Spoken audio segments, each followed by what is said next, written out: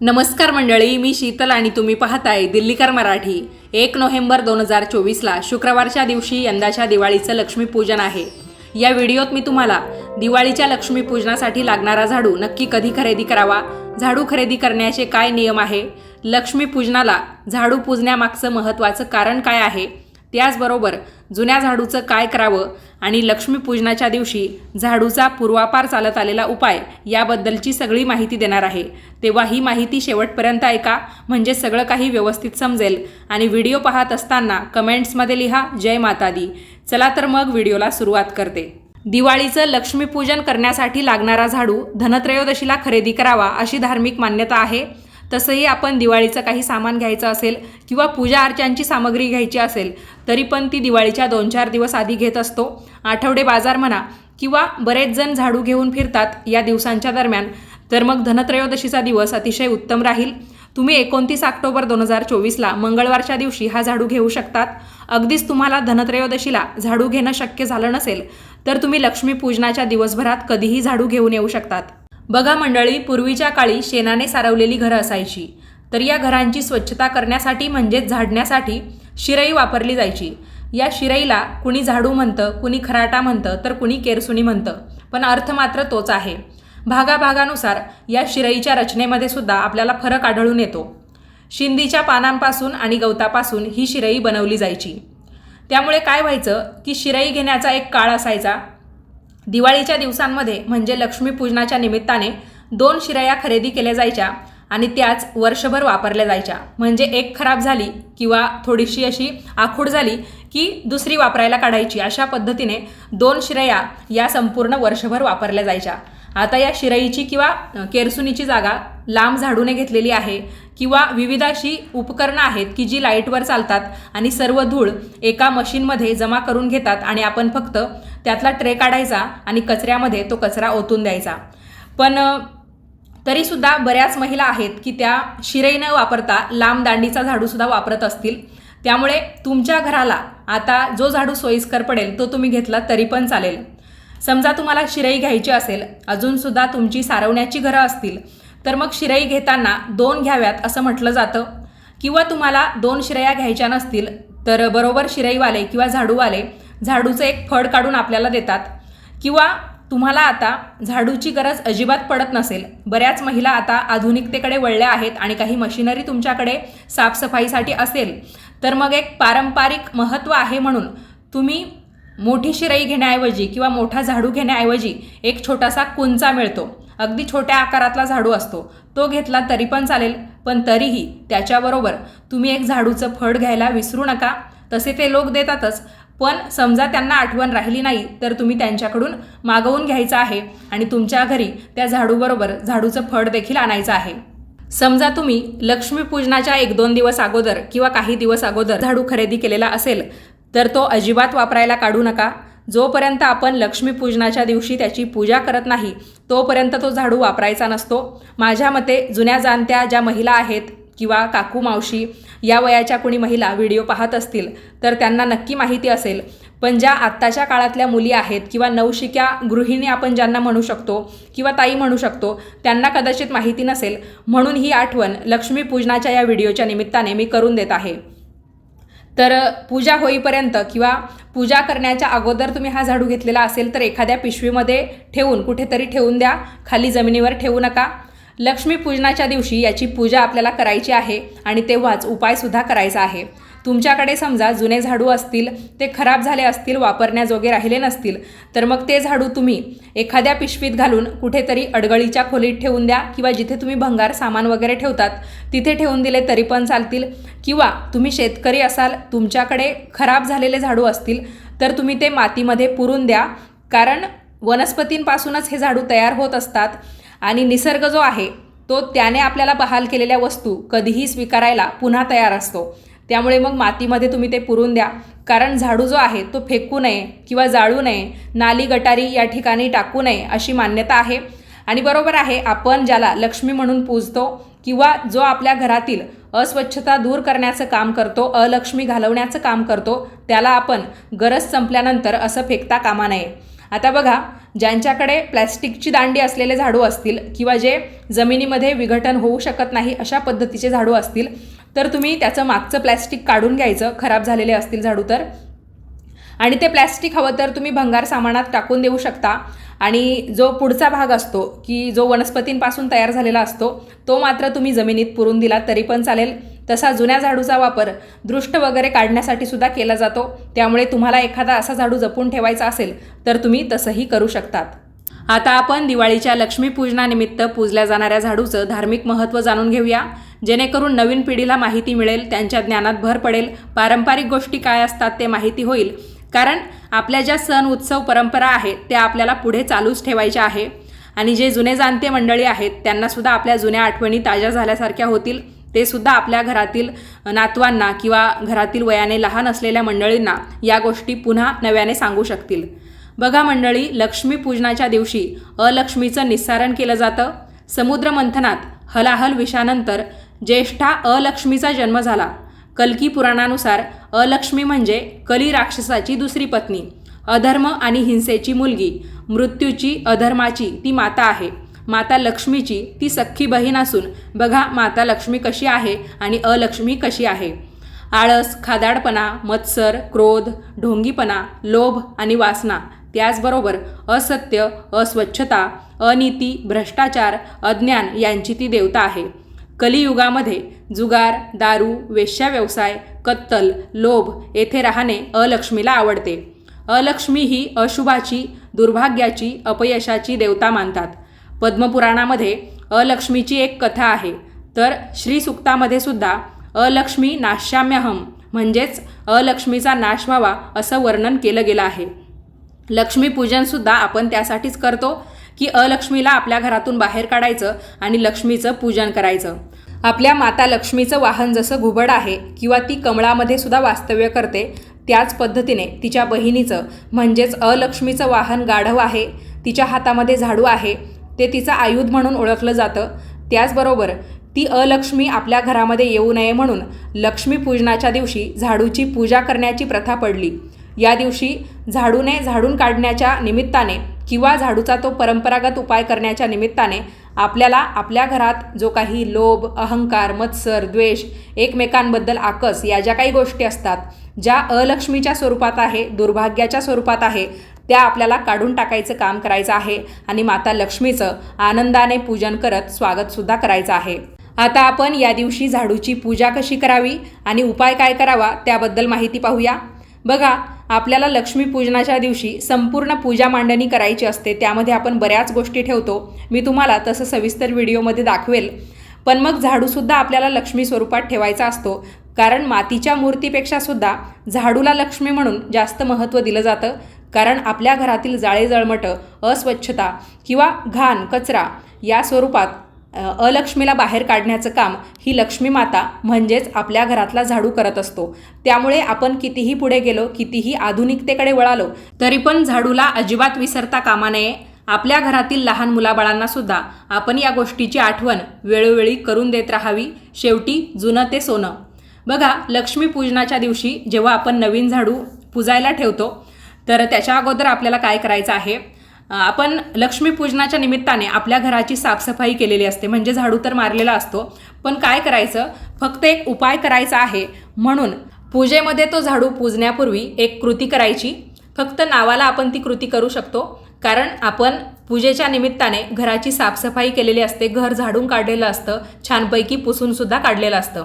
त्यामुळे तो झाडू आपल्या हातामध्ये घ्यायचा. आपल्या घरातील महिलांना आपण माता लक्ष्मीचा दर्जा देतो, त्यामुळे महिलांनीच हे काम करायचं.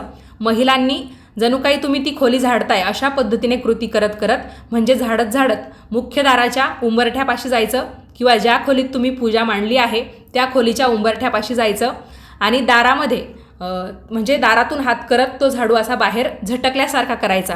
आपण तो झाडू आपटू शकत नाही किंवा असा उंबरठ्यावर मारू शकत नाही, कारण अजून त्याची आपण पूजा केली नाही आहे. इतर वेळा तर झाडू मारताना आपण या गोष्टी करतो, पण या लक्ष्मीपूजनाच्या दिवशी आपल्याला असं करायचं नाही आहे.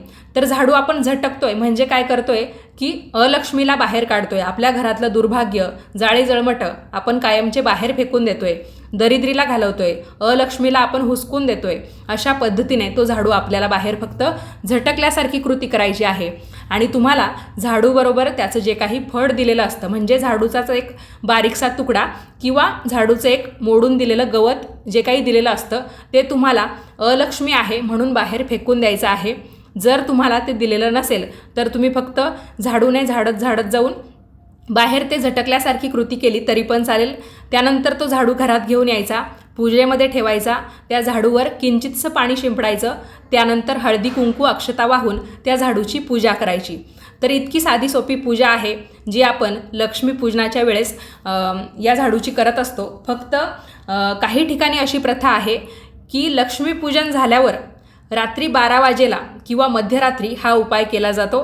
म्हणजे पहिल्यांदा फक्त झाडूची पूजा करून घेतात आणि अलक्ष्मीला घालवण्याचा जो काही उपाय आहे तो मध्यरात्री 12ला केला जातो. पण आमच्या इकडे अशी पद्धत आहे जी अगदी योग्य आहे असं मला वाटतं. कारण लक्ष्मीपूजनाची वेळ म्हणजे काय असते की आपण त्यावेळेस माता लक्ष्मीला आपल्या घरात बोलवतो की तू आमच्या घरामध्ये कायमचं वास्तव्य कर. आपण तिच्या स्वागतासाठी सज्ज असतो. तर मग अशा पद्धतीने झाडू पूजण्या अगोदर फक्त एक आपण अलक्ष्मी घालवतोय म्हणून ती झाडण्याची कृती करायची असते. कारण पूजल्याशिवाय खरोखर आपल्याला तसं झाडायचंही नसतं. पण इथे आपण स्वच्छता तर केलेली असते. अलक्ष्मीला घालवायचं म्हणून फक्त झाडण्याची कृती करावी आणि अलक्ष्मीला बाहेर घालवून माता लक्ष्मीला आपण घरात बोलवतोय, तिचं स्वागत करून घरात घेतोय आणि घरात घेतलं की त्यानंतर आपण तिची पूजा करतोय, तिची सेवा करतोय, अशा अर्थाने ही कृती किंवा हा उपाय आधी केला जातो. आता जेव्हा आपलं हे लक्ष्मीपूजन आटोपतं, आपल्याला जेवणं वगैरे करायची असतात, नैवेद्य दाखवला किंवा मग आरती नैवेद्य या गोष्टी झाल्या की आपण नंतर लक्ष्मीपूजनाला आपण जो काही स्वयंपाक केलेला आहे त्या जेवणाचा, दिवाळीच्या फराळाचा आस्वाद घेत असतो. तर मग तेव्हा तुम्हाला काय करायचं आहे किंवा झोपण्याच्या अगोदर तुम्ही ही गोष्ट केली तरी पण चालेल. एक लाल किंवा पिवळ्या रंगाचा छोटासा कपडा घ्यायचा आहे. अगदी लहान हाता एवढा तुम्ही घेतला तरी पण चालेल. तर त्या कपड्यामध्ये तुम्हाला 1 रुपयाचं नाणं माता लक्ष्मीचं प्रतीक किंवा धनाचं प्रतीक म्हणून ठेवायचं आहे. त्याचबरोबर 1 कापूरवडी, 2 फुलासह असलेल्या लवंगा, 4 काळी मिरी आणि अगदी थोडेसे तांदूळसुद्धा ठेवायचे आहे जे तुटलेले असता कामा नये. आता या सगळ्यांचं गाठोडं बांधायचं आणि ते तुम्हाला झाडूच्या खाली ठेवून द्यायचं आहे संपूर्ण रात्रभरासाठी. दुसऱ्या दिवशी जेव्हा आपण लक्ष्मीपूजनाची उत्तर पूजा करतो त्यावेळेस तुम्हाला काय करायचं आहे, त्या झाडू खालून ते गाठोडं काढायचं आहे, ते सोडायचं. त्याच्यामध्ये जो 1 रुपया असतो तो तुम्हाला धनाचं प्रतीक, माता लक्ष्मीचा आशीर्वाद किंवा एक माता लक्ष्मीचं स्वरूप म्हणून तुमच्या तिजोरीमध्ये कायमचं सांभाळून ठेवायचं आहे. त्याच्यामध्ये जी कापूरवडी असते ती एका पंतीमध्ये तुम्ही घ्या आणि जे काही आपण तांदूळ ठेवले होते ते सुद्धा त्या पंतीमध्ये टाका. त्याचबरोबर कापूरवडी त्या तांदळावर ठेवा आणि प्रज्वलित करून द्या. त्याच्यामध्ये तुम्ही ते 2 लवंगसुद्धा टाकू शकता. कापूर असेल, लवंग असेल तर या पदार्थांचा वापर घरातील नकारात्मकता घालवण्यासाठी केला जातो. म्हणजे भलेही आपण आदल्या दिवशी रात्री लक्ष्मीपूजन केलेलं आहे तरी पण जी काही छोटी मोठी किंवा थोडीशी का होईना नकारात्मकता आपल्या मनात असेल, आपल्या घरात राहिलेली असेल तर ती निघून जावी, वातावरणामध्ये एक प्रकारची शुद्धता यावी या हेतूने आपल्याला तांदळावर कापूरवडी आणि 2 लवंगा ठेवून त्या प्रज्वलित करायच्या असतात. आणि तुम्हाला माहिती आहे जेव्हा आपण तांदळावर कापूरवडी ठेवून जाळतो तर ती जास्त वेळ जळत राहते. या कारणाने आपण ते तांदूळ वापरायचे असतात. आता फक्त त्या कापडामध्ये शिल्लक राहिले असतील ते म्हणजे 4 काळी मिरीचे दाणे. त्यांचं काय करायचं तेही सांगते. आपल्या घराचा जो मेन दरवाजा असतो, ज्याला आपण मुख्य दरवाजा म्हणतो, किंवा कुणीही आलं पाहुणेरावळे वगैरे तरी पण त्याच दारातून येतात, तर त्या दारापाशी जाऊन उभं राहायचं. आपलं तोंड घराच्या दिशेने असेल, म्हणजे घरात आपण आत येतो त्या दिशेने असेल अशा पद्धतीने बाहेर जाऊन उभं राहायचं. आणि जिथे आपण दरवाजाला तोरण लावतो तिथून ते खाली उंबरठ्यापर्यंत तुम्हाला ते 4 काळी मिरीचे दाणे हातात घेऊन 7 वेळा उतरवायचे आहे. म्हणजेच काय, एक प्रकारे तुम्ही घराची दृष्ट काढत आहात अशा पद्धतीने कृती करायची आहे. आणि नंतर 4 दिशांना 4 करून तुम्हाला ते 4 काळी मिरीचे दाणे फेकून द्यायचे आहे. फेकल्यानंतर मागे वळून पाहायचं नाही. घरात यायचं, स्वच्छ तोंड हात पाय धुवायचे, माता लक्ष्मीला नमस्कार करायचा. तुमच्या घराच्या सुखसमृद्धीसाठी, मुलाबाळांच्या कल्याणासाठी किंवा संपूर्ण कुटुंबाच्या प्रगतीसाठी प्रार्थना करायची आहे आणि त्यानंतर तुम्ही तुमच्या कामाला लागू शकता. लक्ष्मीपूजनामध्ये तुम्ही जो झाडू पूजलेला असेल तर तो झाडू तुम्हाला सर्वप्रथम तुमच्या स्वयंपाकघरामध्ये स्वच्छता करण्यासाठी वापरायचा आहे. म्हणजेच काय, त्या झाडूने पहिल्यांदा तुमचं स्वयंपाकघर झाडायचं आणि त्यानंतर तुम्ही बाकीच्या खोल्या झाडण्यासाठी किंवा बाकीची साफसफाई करण्यासाठी त्या झाडूचा वापर करू शकतात. झाडू नेहमी आपल्या घरामध्ये असा ठेवायचा की येणाऱ्या जाणाऱ्याची कशीही नजर असली तरी पण त्या झाडूवर अजिबात पडता कामा नये. म्हणजेच काय, अगदी सोप्या भाषेत आणि थोडक्यात सांगायचं झालं तर झाडू तुम्हाला लपवून ठेवायचा आहे. फक्त झाडण्याच्या वेळेस, स्वच्छता करण्याच्या वेळेस तुम्ही तो हातात घेऊन त्याने झाडून काढायचा आहे, स्वच्छता करायची आहे. बाकी वेळेस तुम्हाला तो लपवून ठेवायचा आहे असं म्हटलं तरी पण चालेल. आपल्या घरातील ही जी लक्ष्मी असते, झाडूरूपी लक्ष्मी, ती कुणालाही दिसू देऊ नये असं म्हटलं जातं. तर हा नियमसुद्धा आपण पाळला पाहिजे. लक्ष्मीपूजनाच्या निमित्ताने अजून एका महत्त्वाच्या गोष्टीची आठवण करून देते. बघा मंडळी, जसं आपण झाडूला सुद्धा लक्ष्मीच्या स्वरूपात पूजतो, मातीची लक्ष्मीची मूर्ती घेतो, तिला सुद्धा पूजतो, त्याचबरोबर मीठसुद्धा लक्ष्मीचा भाऊ आहे. मीठसुद्धा समुद्रमंथनात माता लक्ष्मीच्या पाठोपाठ बाहेर आले. मीठ हे संसाराचे सार आहे. ते नसेल तर आयुष्य अळणी होईल. मीठ म्हणजे निसर्गाकडून आपल्याला मिळालेली बहुमूल्य भेट. पण जेव्हा ब्रिटिशांनी या गोष्टीवर कर आकारायला सुरुवात केली तेव्हा महात्मा गांधींनी मिठाचा सत्याग्रह केला होता. त्याच मिठाचे महत्त्व आपले स्वर्गीय रतन टाटा यांनी सुद्धा ओळखले आणि देशाचे मीठ म्हणत घरोघरी पोहोचवले. खाल्ल्या मिठाला जागणे हा आपल्यावर झालेला संस्कार आहे. चुकून जरी हे मीठ जमिनीवर सांडले तर त्याचे मोल कळावे म्हणून आई वडील मुलांना धाक दाखवतात की मीठ सांडू नये, नाहीतर पापण्यांनी भरावे लागते. यामागे मिठाचे महत्त्व समजावून सांगणे हाच एक उद्देश आहे. म्हणून लक्ष्मीपूजेनंतर खडे मीठ किंवा साधे मीठ वाटीत घेऊन त्याला हात जोडून नमस्कार करावा किंवा तुमच्याकडे मातीचं सुगड असेल त्याच्यामध्ये सुद्धा तुम्ही मीठ ठेवून त्याची पूजा करू शकतात, जेणेकरून त्याचे आपल्या आयुष्यातील स्थान ओळखून आपल्याला त्याच्याप्रती कृतज्ञता व्यक्त करायची आहे. पूर्वी आणि आजही तुमच्याकडे येत असतील तर आठवण करून द्या मला की आमच्याकडे अजूनसुद्धा येतात. गावोगावी किंवा दारोदारी खडे मीठ आणि केरसुनी विकणारा विक्रेता किंवा त्याच्याबरोबर असलेली महिला लक्ष्मीपूजेच्या दिवशी सकाळी यायची. लोकसुद्धा श्रद्धेने त्या व्यक्तीला मीठ, केरसुनी किंवा काही ठिकाणी मीठ असेल त्याच्याबरोबर आपलं जे काही स्वयंपाकाचं थोडं थोडं साहित्य, जसं आपण त्याला शिधा म्हणतो, डाळीचं पीठ असेल किंवा गव्हाचं पीठ असेल, हरभऱ्याची डाळ असेल, मिरच्या असतील किंवा गुळ असेल, या गोष्टी त्या विक्रेतीला किंवा त्या व्यक्तीला दिल्या जायच्या. त्याचबरोबर त्याच्याकडे तेलाची किटली असेल तर त्याच्यामध्ये सुद्धा डोकावून पाहण्याची पद्धत होती. त्यामागे मान्यता अशी होती की त्यांच्याकडे जी काही तेलाची किटली असायची तर त्यांनी घरोघरचं तेल त्या भांड्यामध्ये किंवा किटलीमध्ये जमा केलेलं असायचं आणि त्या किटलीतल्या तेलामध्ये आपण जर डोकावून पाहिलं तर आपल्या चेहऱ्यावर काही डाग असतील, वांगाचे डाग म्हणा किंवा वयोमानानुसार आलेले डाग किंवा आपल्या ज्या तरुण मुली असतात त्यांना मुरूम, पुटकुळ्या यासारख्या गोष्टी होत असतात. तर मग त्या तेलात पाहिल्यामुळे आपल्या चेहऱ्यावर डाग होत नाही असं म्हटलं जायचं आणि खरोखर ते लोकसुद्धा आपल्याला पाहून द्यायचे आणि त्यांना आपण जे काही द्यायचो त्यातूनच ते अन्न शिजवायचे. आता ते लोकसुद्धा बरेच सुधारले आहेत, त्यांच्याकडे सुद्धा त्यांच्या पोटापाण्यापुरता पैसा यायचा. पण पूर्वीच्या काळी असं होतं की गावोगावी किंवा घरोघरी जाऊन त्यांना जे काही अन्नपाणी किंवा शिध्याच्या स्वरूपात ज्या काही गोष्टी मिळायच्या त्यातूनच ते आपली दिवाळी साजरी करायचे आणि झाडूसुद्धा घरोघरी विकायला आठवणीने यायचे. तर तुमचीसुद्धा अशी काही आठवण असेल तर मला नक्की सांगा. आणि दिवाळीच्या या लक्ष्मीपूजनानिमित्त मी तुम्हाला केरसुनी, मीठ, त्याचबरोबर मातीची लक्ष्मीची मूर्ती असेल या सगळ्या गोष्टींची माहिती करून दिली. मंडळी, तुम्हाला हा व्हिडिओ कसा वाटला मला कमेंट्स करून नक्की कळवा. आवडला असेल तर लाईक करा, काही प्रश्न असतील तर तेही विचारा.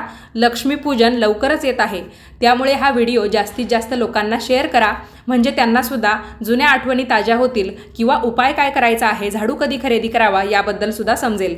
आपण भेटूयात पुढच्याच नवीन व्हिडिओमध्ये. तोपर्यंत सर्वांनी काळजी घ्या आणि याच पद्धतीचे नवनवीन माहितीचे व्हिडिओ पाहण्यासाठी आजच आपल्या दिल्लीकर मराठी या यूट्यूब वाहिनीला सबस्क्राईब करा. व्हिडिओ पाहिल्याबद्दल तुम्हा सर्वांचे खूप खूप धन्यवाद आणि लक्ष्मीपूजनाच्या हार्दिक शुभेच्छा. जय माता दी.